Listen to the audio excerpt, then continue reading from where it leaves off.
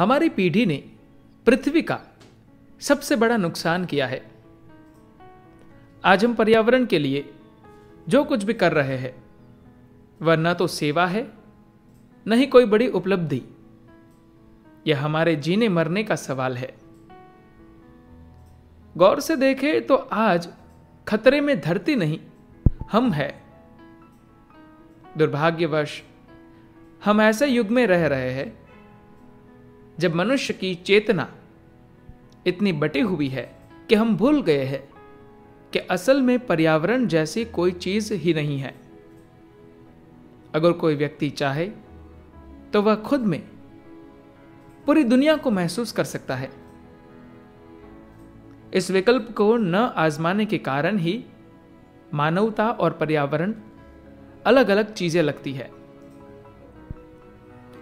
पेड़ हमारे सबसे निकट संबंधी है।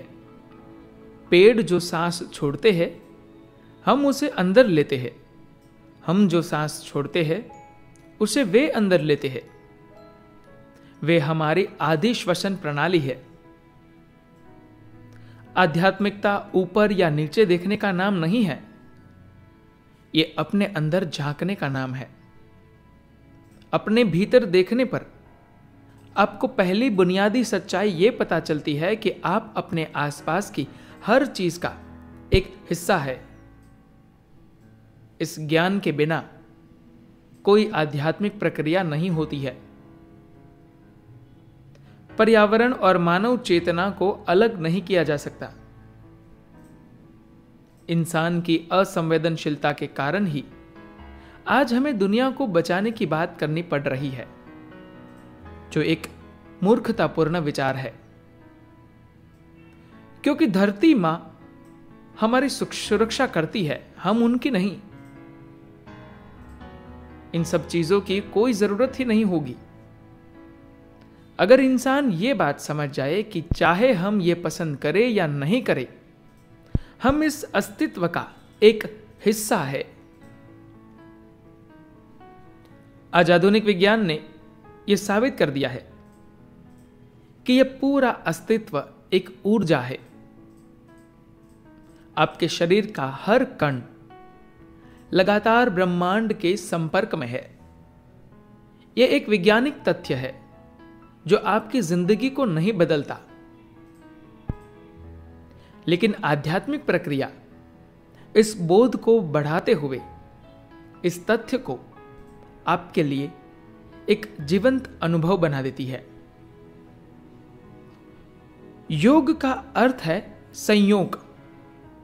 संयोग का मतलब है कि व्यक्ति के स्व की सीमाएं नष्ट हो जाती है और आप दुनिया को अपने साथ एक आकार महसूस करते हैं। यह बात अगर आपके लिए एक जीवंत अनुभव बन जाए, फिर आप स्वाभाविक रूप से अपने आसपास की चीजों का उसी तरह ध्यान रखते हैं जैसे अपना। 1998 में विशेषज्ञों की एक टीम ने भविष्यवाणी की थी कि 2025 तक तमिलनाडु एक रेगिस्तान बन जाएगा। मुझे भविष्यवाणियां पसंद नहीं है। लोग आंकड़ों और संख्याओं के आधार पर भविष्यवाणियां करते हैं। वे इन बातों को ध्यान में नहीं रखते कि इंसान की आकांक्षा और इच्छा क्या है और उसके हृदय में क्या धड़कता है। मैंने तमिलनाडु का एक चक्कर भर लगाकर देखने का फैसला किया। मैंने पाया कि शायद हम 2025 तक भी न पहुंच पाए। छोटी नदियां सूख चुकी थी और नदियों के तट पर घर बन चुके थे। वहां की मिट्टी में खजूर के पेड़ों तक के लिए पर्याप्त नमी नहीं बची थी, जबकि खजूर के पेड़ रेगिस्तानी इलाकों में उगने वाले पेड़ है। इसलिए हमने 12 करोड़ 40 लाख पेड़ लगाने के लिए प्रोजेक्ट ग्रीन हैंड्स नामक एक परियोजना शुरू की। पहले 7 साल हमने लोगों के दिमाग में पेड़ लगाए जो सबसे मुश्किल इलाका होता है। ऐसा हो जाने पर उन पेड़ों को जमीन पर लगाना अधिक आसान होता है। मेरा आंकड़ा सुनकर मेरे आसपास हर कोई डर गया।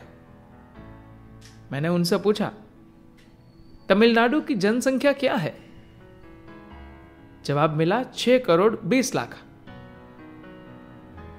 मैं बोला, अगर हम सब लोग आज एक पेड़ लगाए, उसे कुछ सालों तक सींचे और फिर एक और पेड़ लगाए तो यह लक्ष्य पूरा हो जाएगा। एक भिखारी भी एक पेड़ लगाकर अपने लिए एक जीता जागता ऑफिस पा सकता है। ऐसा करने के लिए आपको अमीर होने की जरूरत नहीं है। कोई भी यह काम कर सकता है। पर्यावरण किसी एक का काम नहीं है, यह हर एक का काम है। धन्यवाद।